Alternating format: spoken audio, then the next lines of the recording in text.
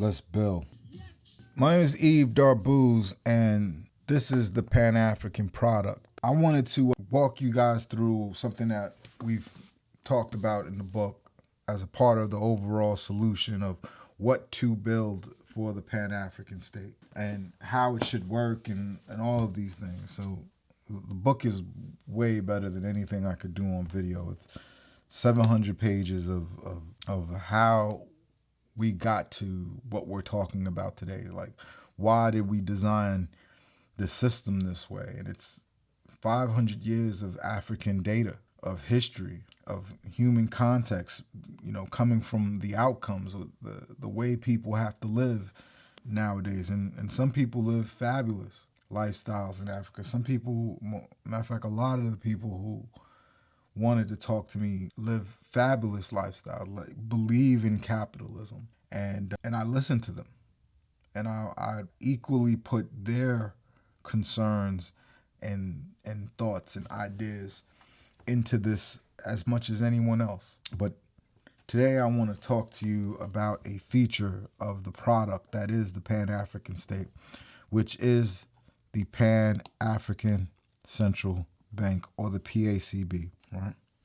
The PACB has 3 functioning departments, right? It is run by a commissar from the 54 African member nations, and they basically pick their leader. Initially, the leadership will be picked by the Pan-African Executive House, and they will also pick their local commissars. The commissars pick their staff, their team to execute on these 3 roles. The first one being pricing. Some of the things that we're going to do is going to require a pricing expert. The pricing has to be mitigated across all different forms of African nations. How South Africa prices is going to be a little bit different than how the Egyptians price things.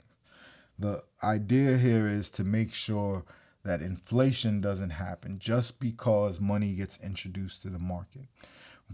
UBI, or what we call Ubuntu Basic Income, will put $500 a month in everyone's pockets. We want that for people who don't have a home to have a home, for people who don't have the choice of going to school or learning a trade, that they do have it now. And the main goal is to bring 400 million Africans out of poverty. That is the central job and the key, and we think we could do it through these functionalities, right? So then there's the funding arm. The biggest venture capitalist will be the Pan-African state. Nationalizing is one of the things people talk about. Let's just nationalize the oil. Let's just nationalize the gold. Nationalizing is friction. We don't like friction. So let's take the nationalizing out of the conversation. Funding lets the government be investors, right? Not just investors overall, but seed investors, right? Even angel investors, right? And all of the different stages of your company. But instead of loans, usury is illegal in the Pan-African state. Everywhere that usury goes, it ruins things. And making money off of money could be done on a member nation state, but it's thoroughly discouraged, and we will not bail you out. Usury should be discouraged across all the African nations, and you won't need it anymore. It just doesn't work. It doesn't. The outcomes of bank loaning it always works out terrible. There's a better way, and usury is not it. So funding should look a lot like venture capital. It should look a lot like Silicon Valley. We invest in what we need, right? And a whole arm of the PACB manages those investments, right? The next arm, right? So the valuation of the currency, right? There has to be a group that is out there selling the currency and telling the story of our currency, which is asking yourself, in 50 years, will humans still want gold? Well, then Africa's currency is very, very, very valuable because we have the most. In 50 years, will people want oil? Will people want diamonds? Will people want cobalt? Will people want coltan, iridium, bauxite? Those are the ones I like to say, and I say them way too often, but that's the idea. You've got on one side, because so much money has just been introduced into the market, the price on eggs will go up. The price on cattle will go up. We don't want that. We don't want that to be artificially, pumped up. We want someone to be able to live very well on $500. We want people to pursue careers because they have a bigger vision of themselves. That's what we should teach. The lazy will always be lazy. That's the mistaken ideas. That's when they say that in capitalism, it's more racism than anything else. It's making you think that those people over there, the darker skin, the funny shaped head, they're the ones that's the problem. And the Pan-African Central Bank doesn't do that. The pricing people make sure that things stay in a price where there will not be inflation. So pricing on housing, property, right?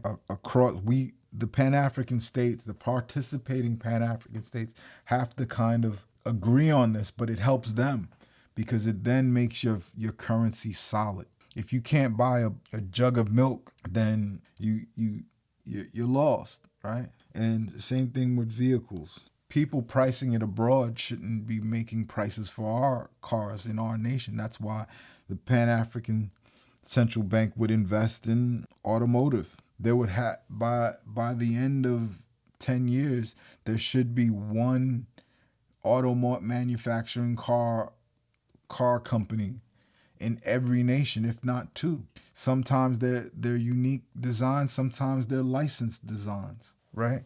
But who would fund that? The Pan-African Central Bank. We need to have our own independent communications to be truly sovereign, right? Sovereign infrastructure, right? What is sovereign infrastructure? We need to have our own AWS, our own, application, software, hosting, so on and so forth. We need to be generating our own chips, our own CPU processors, our own satellites. We shouldn't need any other countries' rockets to put our satellites in space. We should have our own operating system on computers. Again, all of those things are important. It needs investment. And what we welcome African people to do as well is to invest in us, to see all the companies that are pitching. And even if the Pan-African state passes, then guess what? You could invest in it. And that's perfectly fine. Part of going to a Pan-African Central Bank is listening to people pitch their business ideas. And guess what? The normal guy can just invest, right? The normal guy can only invest if the Pan-African state invests, right? If our money is in it, then we think it's safe for everyday people money to be in it, which also encourages companies to try to work with us. But the Pan-African state, as a venture capital operation, allows us to have stake in the companies that are providing the resources and the services and the means of production to the entire continent. And it allows us to have one that's not with friction, right? And so while there's a group that maintains and sells to foreign nations here, stock up on our currency. You may need some of our stuff, and it would be cheaper. We'll sell it to you at a discount. Similar to bonds, the American government has plenty of bond salesmen, plenty of companies that they work with to sell their bonds. We want to do something a little bit more transparent, and we want to make it where the world can buy some of our currency. And again, telling that same story. Do you believe that in 50 years, people will still need African resources? And the answer is yes. So that means our currency has value. And the fact that it's finite, right? We're never going to print more. We're never going to change the way it functions. It is It is a commodity and it is a utility token. Very, very important to understand. So the Pan-African Central Bank manages the prices of goods, not services. Services is not under our purview. We can invest in service companies, law firms, advertising agencies. We can invest in those things, but we can't set the price for our people's services. We can only set the price for things that come out of African soil that belongs to all of us. Right? The Pan-African Central Bank is also the funding apparatus of the Pan-African state. We don't nationalize things. We don't own things. We don't want to be the competitor of our constituents. But the funding of, and type of investments from seed to all of that could be helped. All of that could be sourced from the Pan-African Central Bank. And then lastly, the valuation and the sale of our currency. The commissar structures all of that. The commissar is the one who is the one who runs the Pan-African Central Bank, and he is nominated by the executive house, right? We manage these. Also in the valuation side, there's the Secret Service for counterfeiting. We manage the operations of branches because there has to be a Pan-African Central Bank in all of the countries, and we start with one. We want to end up with 50,000 of them at some point. That's very important. We want to have some banking services outside of the country as well. So all of that has to be run by someone, and that would be this arm, the valuation arm, the people who protect the value of the currency, and also the branches is where we have decentralized cash currency. You got to be able to print this thing, right? In my book, Leave, Operationalizing the Pan-African State, I even designed, I went so far in that I designed what that currency looks like. Where are you? I'm doing a poor job looking. No, what? I'm usually better at finding, I went right past it. So this is the chapter with the arrow. All right. Here's our Winnie. She's on the $100 bill. This shows you all of them. And there's Kwame and Nkrumah on the dollar. Gaddafi's there. Haile Selassie. Harriet Tubman. The nice thing about digital currency is you could rotate African heroes on here. It could be everybody and anything. But the idea here is we want to decentralize cash currency, because what you can do is, if you want to have cash currency, you can come to the Pan-African Central Bank in your city or village or town or what have you, and you can print on demand your currency.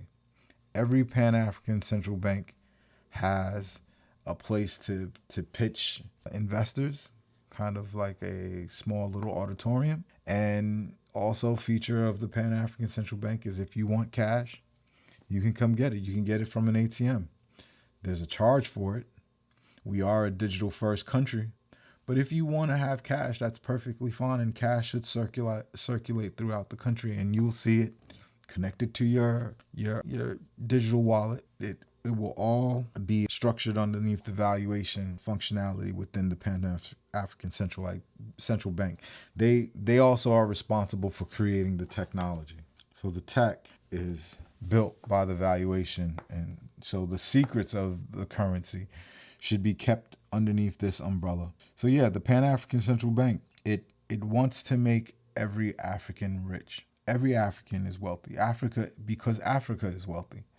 So no African should be poor. No African should struggle to build a business if his talent and his work ethic demands it. That's should be the way these things get chosen, or they get distributed. If you have the talent, you should get the funding. And then also the Pan-African Central Bank funds the governments. That's the other thing. It pays foreign debt. Very important part of what the Pan-African Central Bank does. And it gives a budget for the member nations, right? So the member nations get a budget based off of how many people they have and what they need, or what's being built in their town. If they need dock, it needs a port, then whether it be the member nation itself through the executive or the someone through the tribal council that wants to say, hey, this would be a great place on our land for school. Great, let's do it. The Pan-African Central Bank would fund that, would make the decision and then fund that. And that's pretty much how it works. So that went longer than I wanted. But yeah, this is the Pan-African Central Bank. We will have some live shows that's going to talk about all of this. Again, the best source is the book, The Operationalizing a Pan-African State. Yves does that for us. It figures that part out and it goes into far more detail than what I have here. What I have here is to get you interested, is to get the message spread. This can be done in Africa. This kind of system can be made happen in Africa, and it would solve our problems. It would put competent people at the reins of our economics, and it would make our dreams, literally, the things you dream about doing. That's the secret they don't tell you. That's the way it is for them. They get the funding. They're allowed to make mistakes. They're allowed to try things. Africans don't get that. Now they will. And not because of other people, not because of foreign help, but because we are all intrinsically wealthy. My name is Yves Darbouze. Please like, subscribe, do the damn thing. And I'm going to keep posting these, and we're going to have things to talk about. Peace.